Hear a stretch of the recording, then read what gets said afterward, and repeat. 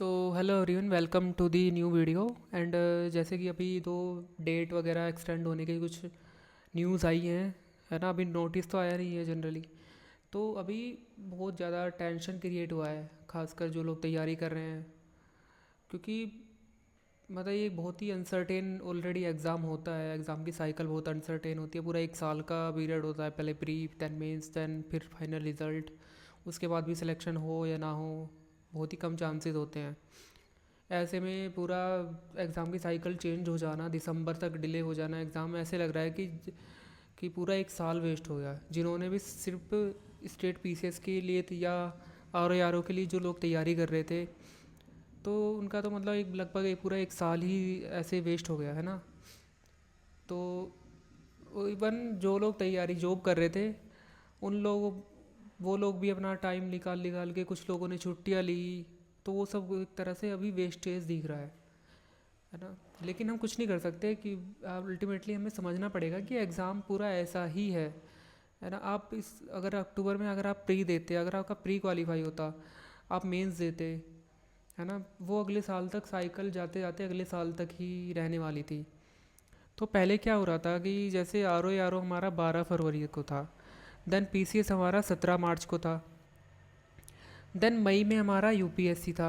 तो कहीं ना कहीं एक साइकिल ओवरलैप हो रही थी। तो यूपीपीसीएस वालों को बेनिफिट नहीं मिल रहा था यूपीएससी देने में, और यूपीएससी वालों को बेनिफिट नहीं मिल रहा था यूपीपीसीएस देने में, क्योंकि दोनों एग्ज़ाम की साइकिल बहुत ज़्यादा ओवरलैप हो रही थी। लेकिन अभी क्या है कि जैसे अभी जो जिन लोगों ने यूपीपीसीएस पे इतना फोकस नहीं किया था, यूपीएससी दिया था, जिनका मेन टारगेट यूपीएससी था, लेकिन उन्होंने फॉर्म भर दिया था जस्ट इन द केस। अब उन लोगों ने जिनका प्री भी क्वालिफाई नहीं हुआ है, तो then they start preparing for UP PCS prelims. और जिनका अभी मेंस हुआ है सितंबर में, उनको भी तो बहुत टाइम मिल गया है, 2 महीने का, यानी कि अक्टूबर मिला है, पूरा नवंबर मिला है। यूपी पीसीएस का जो मेंस बचा हुआ है या प्री में उनका जो थोड़ा बहुत वीक पॉइंट है, उसको स्ट्रॉन्ग करने का, ताकि वो यूपी पीसीएस भी दे सके। तो कंपटीशन ऑलरेडी इतना ज़्यादा होता है, तो और कंपटीशन ऑलरेडी बढ़ गया है। हर साल देखने को मिलता है कि साइकिल ओवरलैप होने के बाद भी बहुत सारे ऐसे बच्चे होते हैं जो यूपीएससी में भी सिलेक्शन लेते हैं और यूपी पीसीएस में भी सिलेक्शन लेते हैं। तो एक साइकिल है पूरा, मतलब एक कुछ ही बच्चे हैं जो बार बार रिपीट हो रहे हैं रिजल्ट्स में। ऐसा हर एग्ज़ाम में देखने को मिलता है, और एग्ज़ाम का लेवल इसी वजह से बढ़ जाता है। अब बच्चे सजेस्ट कर रहे हैं कि मतलब जो दूसरे स्टेट पीसीएस के एग्ज़ाम्स निकले हैं, उनका भी आप फॉर्म भरिए। देखिए, फॉर्म भरिए आप, मैं मना नहीं कर रहा, लेकिन लिटरली एक आप खुद सोचिए कि आपको ये टाइम मिला है सिर्फ 2 महीने का। इसमें आपको मेंस अपना इतना स्ट्रॉन्ग करना चाहिए कि जो यूपीएससी वाले बच्चे आ रहे हैं मेंस लिख के, या जो ऑलरेडी बहुत ज़्यादा एक्सपीरियंस बच्चे हैं, उनको आप एक अच्छा टफ कंपटीशन दे सको, है ना। ये 2 महीने इसलिए नहीं है कि आप दूसरे स्टेट पीसीएस पे शिफ्ट हो जाओ, ठीक है। क्योंकि अगर आप एक साइकिल देखो, नवंबर में आपका बीपीएससी है ना। देन दिसंबर में आपका यूपी पीसीएस का बता रहे हैं, और जनवरी में कुंभ मेला है यूपी में, ऐसा बोल रहे हैं। तो मे बी जनवरी में कोई एग्ज़ाम नहीं होगा। देन फरवरी में आपका राजस्थान पब्लिक सर्विस कमीशन है, और मार्च में आपका फिर से यूपी पीसीएस का मेंस है, मार्च अप्रैल में, और मार्च में ही आपका शायद बीपीएससी का मेंस होगा, क्योंकि प्री से 3 महीने के गैप के बाद आपका जनरली मेंस होता है।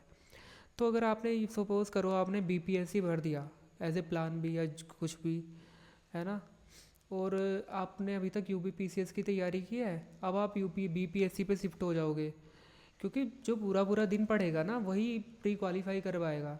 ऐसा नहीं है कि आप आधा दिन पूरा उसके आप मतलब आधा दिन यूपी पीसीएस का मेंस आप स्ट्रॉन्ग करोगे, देन आधा दिन आप मतलब बीपीएससी का प्री का पढ़ोगे।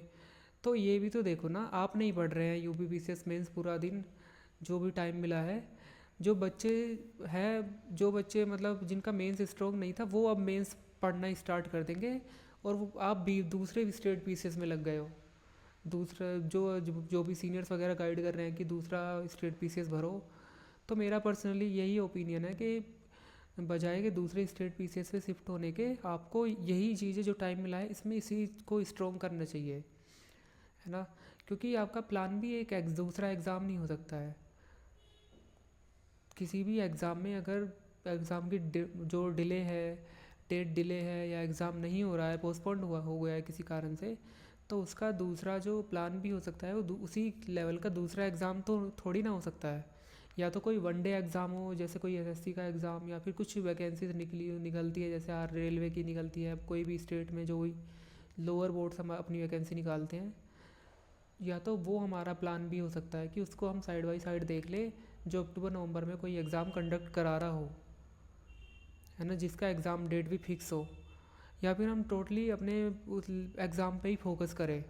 ये बेटर ऑप्शन होता है, क्योंकि सपोज़ करो आपने बीपीएससी दिया, आपने नवंबर पूरा अक्टूबर नवंबर लग के अपना यूपीपीसीएस हटा के आपने बीपीएससी पे फोकस किया, देन नवंबर में आपने बीपीएससी दिया, देन दिसंबर में फिर से आप यूपीपीसीएस में लग गए, और सपोज़ करो आपके दोनों एग्ज़ाम प्री के आपको क्वालिफाई हो गए, बीपीएससी में आपका आने वाला है ऑप्शनल, आप ऑप्शनल कर पाएंगे, मतलब ऑप्शनल कर पाएंगे, बिहार स्पेशल भी आएगा, ऑप्शनल भी आएगा, देन यूपीएससी का वो भी आने वाला है आपका प्री मई में, तो आप कैसे पूरा एक साल मैनेज कर पाएंगे? या तो आप पूरा स्टेट पीसीएस पे ही फोकस कर रहे हैं तो स्टेट पीसीएस आप दे रहे हैं, या फिर आप यूपीएससी टारगेट ही नहीं कर सकते हैं नेक्स्ट ईयर के लिए। तो जो जो लोग मतलब यूपीएससी नेक्स्ट ईयर टारगेट कर रहे हैं, उन लोगों के लिए बेटर ऑप्शन होगा कि यूपीएससी को यूपीपीसीएस की तैयारी को कंटिन्यू रखें, साइड बाई साइड अपना मेंस देखते रहें, और थोड़ा अपना 1-2 घंटे अपना ऑप्शनल अपना रिवाइज कर सकते हैं। मैं ये नहीं कह रहा कि आप दोबारा आप ऑप्शनल स्टार्टिंग से पढ़ने बैठ जाएँ या आप ऑप्शनल चूज़ करें, वो देखो लिटरली पॉसिबल नहीं है। अगर आप एक्स्ट्रा ऑर्डिनरी है तो आपके लिए पॉसिबल हो सकता है, लेकिन रिवीजन हो सकता है। जैसे कुछ लोगों ने यूपीएससी दिया था, इस साल प्री क्वालिफाई नहीं हुआ, तो उनके लिए एक तरह से रिवीजन हो सकता है, और मेंस की आंसर राइटिंग आप कर सकते हैं, जो दोनों में हेल्प मिलेगी जिसका।